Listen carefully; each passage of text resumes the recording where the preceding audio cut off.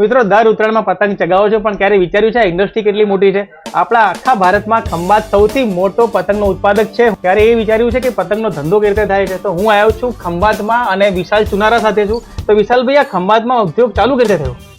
પતંગ ઉદ્યોગ ખંભાતની અંદર અંગ્રેજો જ્યારે આવ્યા અહીંયા આગળ દરિયા કિનારે, ત્યારે એ લોકો પતંગ ચડાવતા હતા. અમારા બાપ દાદા લોકો એ બધું જોયું કે સર પતંગ ચડાવે છે, તો લાવો આપણે એવી ટ્રાય કરીએ, બનાવીએ. અને એ લોકોએ અહીંયા બનાવવાની કોશિશ કરી અને એમાં એ લોકો સક્સેસફુલ રહ્યા. ત્યારથી આ પતંગ ઉદ્યોગ ચાલે છે.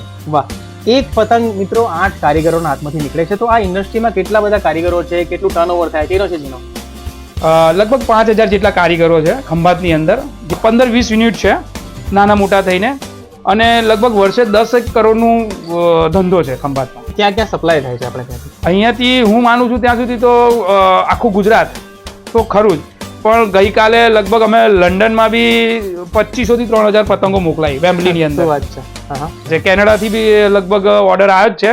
લગભગ આવતીકાલે એમનું પાર્સલ થઈ જશે. હોલસેલમાં અમને પતંગ પાછળ 50 પૈસા 1 રૂપિયાની આસપાસ મળે એક પતંગ પાછળ, તો અમારે બહુ જ સારું પડે એમ. અને રિટેલની અંદર જેવી સિટી એ પ્રમાણે ભાવ છે. આણંદ જેવી સિટીની અંદર તો અમે અહીંયા આગળ માન લો કે 4 રૂપિયામાં વેચતા હોય તો આણંદ 8 રૂપિયા 10 રૂપિયામાં વેચાય. વાત છે. તો મિત્રો પતંગ મંગાવો હોય તો મને ઓર્ડર લખાઈ દેજો, હું તમારા માટે લેતો આવીશ. ધંધો નાનો છે પણ પોતાનો છે.